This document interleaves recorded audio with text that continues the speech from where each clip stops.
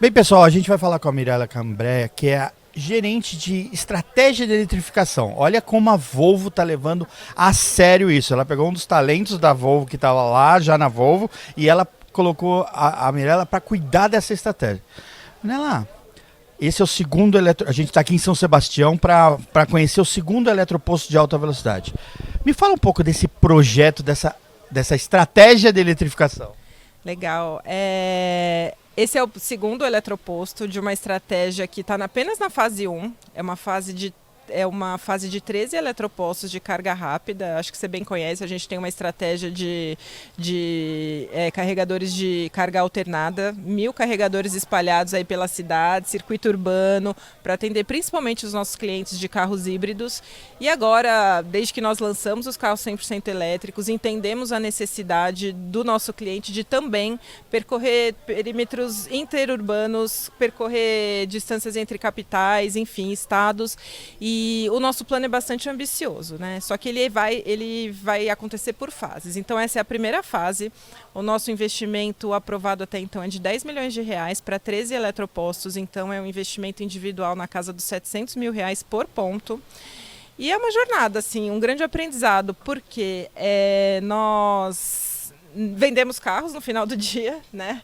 Você comentou sobre uma área dedicada para isso. É menos glamour e muito mais entendimento do setor, entendimento sobre as necessidades de como fornecer infraestrutura para o mercado e para o cliente.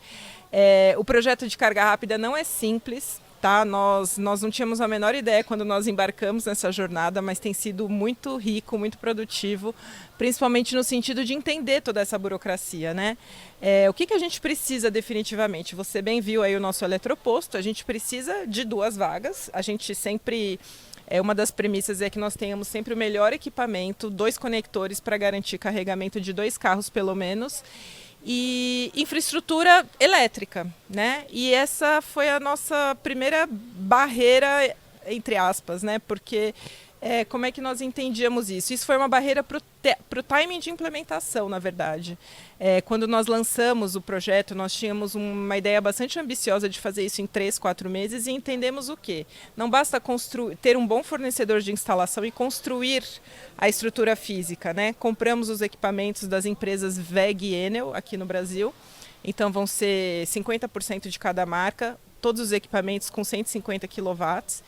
E não basta só isso, né? Nós precisamos garantir a chegada da energia elétrica para esse carregador. E para isso, o que precisa fazer? Nós precisamos submeter um projeto técnico às companhias locais de energia, para que eles avaliem, autorizem, aprovem e, de fato, enviem a demanda de energia necessária para o carregador funcionar. E esses projetos eles podem demorar a burocracia entre análise e aprovação de 3 semanas a 3 meses. Então, é um pouco disso que a gente vive, né? E por isso que a nossa fase está indo bastante passo a passo, mas ela vai acontecer definitivamente até setembro.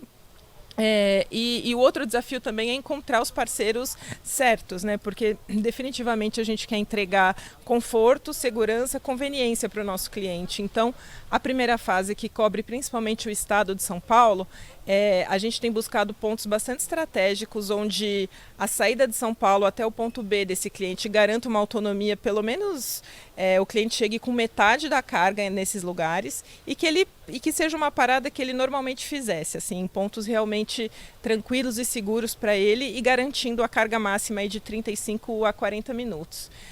O desafio é o convencimento do parceiro, né, de entender o benefício que a gente está trazendo para o estabelecimento também em termos de prestação de serviço para esse setor que está crescendo no Brasil. E, óbvio, nós entramos com toda a infraestrutura e ele tem a contrapartida da energia para nós. Então, tem sido alianças bastante desafiadoras. São Sebastião foi o segundo ponto que entrou com a gente nessa estratégia. E aí estamos aí com mais 2 100% aprovados, que em breve a gente anuncia as datas de inauguração. E aí os demais a gente está, de fato, em negociação, quase fechados aí com uma rede, que eu não vou dar spoiler aqui, mas logo vocês vão saber. E, enfim, aí os 13 pontos concluídos, é hora de começar a seguir com as demais fases que ainda demandam aprovação. A gente, como jornalista, a gente chegou, viu um lugar pintadinho, bonitinho, funcionando, carregando. Mas isso foi um processo que você já adiantou muita coisa. Mas como que vocês dão start da escolha do local? Qual é a negociação? Quais são essas fases todas, além de ter que aguentar essa burocracia das companhias elétricas? E conta pra gente um pouquinho do momento que vocês decidem e como vocês escolhem efetivamente o lugar desse cinturão que vocês vão fazer em São Paulo nessa primeira fase, para ter todas as saídas eletrificadas rapidamente. Isso. A nossa premissa é partir de São Paulo, né? São Paulo foi a nossa primeira escolha justamente porque a gente lidera o mercado de eletrificação, mas o maior market share está aqui no estado e na região sudeste. Então, além do estado de São Paulo, a gente já tem duas primeiras saídas para outros estados, que é Curitiba, onde a gente inaugurou e instalou o primeiro eletroposto em Cajati, e a gente sobe para Minas Gerais também. A principal premissa, o carro tem autonomia de 100%, essa autonomia ela permite, né, depende obviamente da forma de condução, da topografia do lugar e tudo mais, mas ela permite uma jornada aí de pelo menos 400 quilômetros.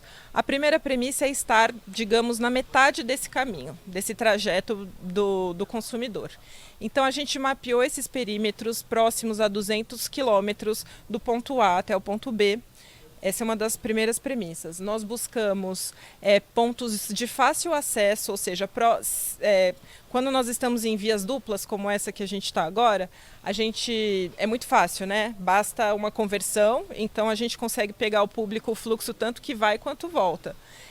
Em Cajati, por exemplo, na Regis, é um pouco diferente. Então, assim, a gente busca parceiros que estejam muito próximos a retornos para que a gente também possa beneficiar o cliente em ambos trajetos.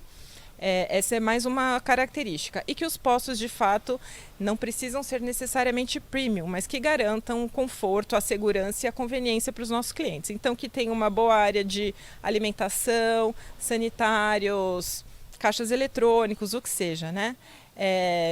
Então, basicamente são essas as premissas. A gente entra em negociação com esses postos, tem toda uma tratativa aí de o quanto a gente vai fornecer da infraestrutura em troca, obviamente, do fornecimento da energia. Até então, a gente conseguiu parceiros bastante valiosos que entenderam o valor dessa negociação e dessa troca, em prol de ter um carregador da nossa marca que também vai emprestar muito para a rede ou para o posto que seja, e tem sido bastante bem sucedido aí. Então, o caminho das pedras, por enquanto, é um pouco esse. Não é nada básico, tá? Você falou basicamente, é muito input, né, para você conseguir, e dá para entender o quanto que isso é complicado. Só para dar uma pincelada, como seriam essas segunda, terceira, as outras fases? Qual é a ideia, só para saber para onde vai o caminho? Sim, 5 fases. A gente está agora em vias de solicitar e conseguir essa aprovação para fase 2 e fase 3. A ideia é justamente, primeira fase, como eu falei, estado de São Paulo, a gente vai para outras rodovias, Marechal Rondon, Fernão Dias, Presidente Dutra, Castelo Branco, em Botucatu, já é um ponto confirmado, então eu posso, provavelmente, a nossa próxima inauguração. E qual é a ideia da segunda e terceira fase? Começar a expandir de pontos que a gente já foi, né, principalmente Curitiba para baixo, Minas Gerais para cima. A fase 2 ela contempla a região sul, que também é um mercado super importante para nós em volume de elétricos, e começar a subir também, cobrir mais a região sudeste, Rio de Janeiro, Espírito Santo, e começar a ir para o centro-oeste também. Nós temos lá concessionários em Mato Grosso do Sul, a gente começa a atender clientes naquela região também. A fase 3 ela é 100% Nordeste. Então, ela cobre toda a costa do Nordeste, ligando Minas Gerais à Bahia, e aí subindo, né, para os estados como Rio Grande do Norte, Ceará, Pernambuco, e assim vai. Eu vou falar para você, bom trabalho, que tem bastante trabalho. E obrigado pela entrevista. Obrigada a você. Obrigado, pessoal.